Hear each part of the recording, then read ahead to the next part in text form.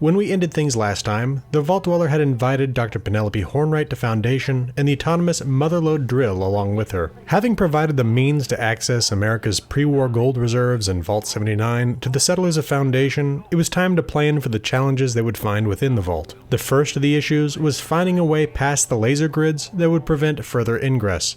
Luckily for the Vault Dweller, it seemed that one of Foundation's scavengers believed she knew a way past the deadly lasers. I'm the Resolute Cartographer, and this is part 5 of the story of the Settlers of Foundation. On Paige's recommendation, the Vault Dweller headed towards Jin's quarters within Founders Hall. Jin was a child of the post-apocalypse, growing up with her mother and father in the capital wasteland, surviving by scavenging the remains of the old world. Upon joining the Settlers of Foundation, she became one of their best scavengers. She had both overheard the plan to raid Vault 79 and had a solution to the laser grid problem. The Vault Dweller struck up a conversation with Jin in which she cryptically claimed that she had a plan to obtain some invisible and undetectable piece of tech. To find this tech, they would need another piece of tech with the same origin that was visible. In the end, she revealed that the visible tech was a Liberator bot, and the invisible tech, a spy suit. Both of these technologies originated from the spy program of the Communist Chinese. She explained that Liberators not only could see spy suits, but they would ping each other when they did. This meant that if the Vault Dweller could bring her a Liberator, that it might have the logs of any recent encounters between the local Liberator bots and any passing spy suits. The Vault Dweller was aware of the Liberator bots as they had explored the source of these bots in the past year. Originally developed to serve as a vanguard force for a full-scale Chinese invasion, these bots had been undergoing a process of improvement in the Chinese intelligence base beneath the Mama Dolce's food processing plant in Morgantown. Despite the intimidating paint job and inspirational dialogue protocol developed in that base, these little green chittering robots had been nothing more than a minor annoyance to the Vault Dweller since they had first encountered them just outside the vault on Reclamation Day. Having been informed that they were going to be working with robots, the Vault Dweller told Jin that she should check in with Penelope Hornwright.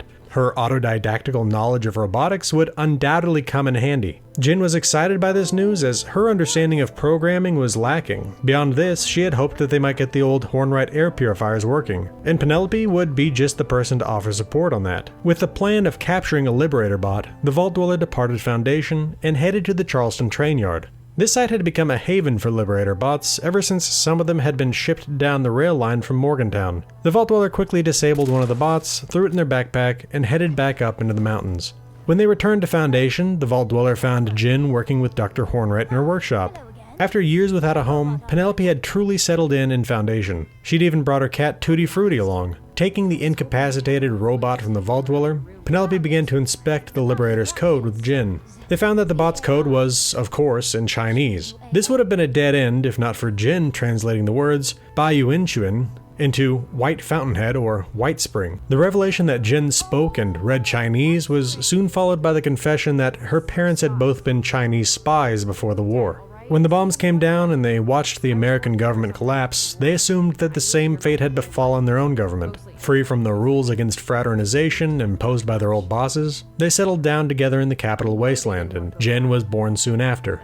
The family had lived together until Jin's mother disappeared one day without a trace. Though Jin had eventually gone on to join the settlers, she had never given up the search for her mother. For the first time, she had a lead. The Liberator they had captured had a log of Jin's mother's spy suit being detected near the 7th hole of the White Spring golf course. Jin explained that the spy suits were locked to genetic profiles, meaning it was surely her mother who was wearing it. If Jin and the Vault Dweller could find her mother's old suit, Jin's DNA might be close enough that she could use it. Though Jin was concerned that this revelation of her past might cause Penelope to reject her, Dr. Hornwright didn't care. If anything, the news excited her. The opportunity to work with spy gadgets was a dream for her. In a flash, Penelope had the damaged Liberator bot modified to track down Jin's mother's spy suit. She dispatched the Vault Dweller to the White Spring. As they left, Jin went to have a chat with Paige about her past now that it was out in the open, and luckily, he also wasn't concerned about her heritage. With Jin monitoring the situation remotely, the Vault Dweller arrived at the 7th hole and deployed the recalibrated Liberator. The robot began to race to the southwest, with the Vault Dweller following as close as they could. As they neared the perimeter of the resort, the bot weaved its way through an ongoing battle between the White Springs security robots and a handful of angry bears. As the Liberator made its way past the old perimeter wall of the White Spring, it picked up more and more Chinese signatures. Realizing they were nearing their quarry, Jin announced that she was on her way. Unfortunately, the Vault Dweller had angered the resort's defenders with an errant shot meant to assist them in their battle with the bears. As the last of the Ursine assault force fell, the automated security turned their sights on the Vault Dweller. Wanting to avoid entanglement with the heavily armed and armored robots, the Vault Dweller sprinted after the Liberator and practically dove down the hatch the small robot had located nearby. Now safe from their pursuers, the Vault Dweller found themselves in a heretofore unknown cave system.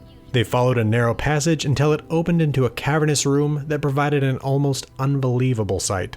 Under the high domed ceiling of the chamber, there lay a lake of glowing green material of unknown composition. At the center of the lake rose an island capped with a strange red building. The island was accessed via a series of catwalks along the cavern walls and a bridge over the glowing lake. As the Vault Dweller approached, cannons atop the structure fired hostile Liberator bots at them that deployed on landing and began to assault the intruder. Over the coming minutes, the Vault Dweller battled their way to the island and discovered that they had stumbled upon a full-scale and operational Chinese intelligence base. The initial hostile greeting offered by the Liberators was soon added to by a host of communist ghouls. The battle continued into the base itself, culminating with a fight against the power armor-clad commanders running the site. With the communist soldiers dead, the Vault Dweller began to examine the site and discovered that it was referred to by the Chinese as the Motherlode Acquisition Site. The Chinese were aware of Daniel Hornwright's efforts and were interested in getting their hands on the prototypes. They had used these prototypes to dig a series of tunnels across Appalachia for reasons unknown. After ascertaining this knowledge, the Vault Dweller descended into the facility where they found a ghoul woman in stealth armor who told them in English that she didn't want to fight. As the Vault Dweller spoke with her, she revealed herself to be at the site against her will, and further, that she was Jin's mother, Agent Mochu. When Jin arrived, she was shocked. It had been 11 years since her mother had disappeared without a trace. She had expected to find the suit discarded or affixed to her mother's corpse. She was both amazed and hurt that her mother was alive after all these years apart. To Jin, it seemed that her mother had abandoned her out of some sense of patriotism. She was so hurt that she claimed to be okay with the idea of the Vault Dweller killing her mother and taking the suit. Luckily, cooler heads prevailed and this confrontation didn't turn to matricide. Mochu explained that if Jin and the Vault Dweller took her suit and used it, they would become targets of her masters. They might be able to use the suit only 1 or 2 times before they would come for it, and kill Jin in the process of recovering it. This was an obvious problem, but the Vault Dweller believed that Penelope Hornwright could find a shielding mechanism to counter their tracking ability.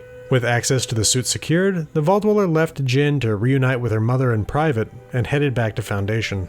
When the Vault Dweller returned to Foundation, they found Jin once again hanging out in Dr. Hornwright's lab.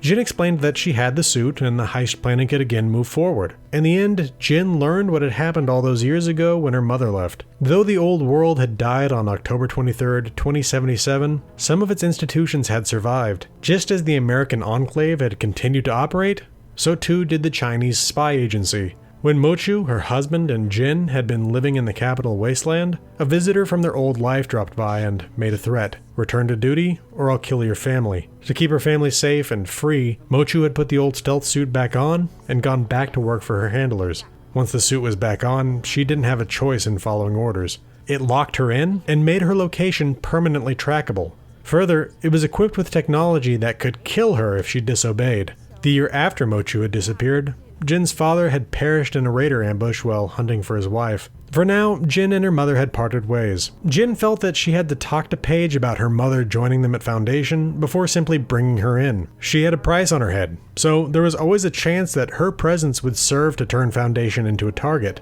At the earliest, she would join them at Foundation after the successful entry to Vault 79. Before returning to Paige, the Vault Dweller and Jin had discussed the Liberator bot that had led them to the communist base.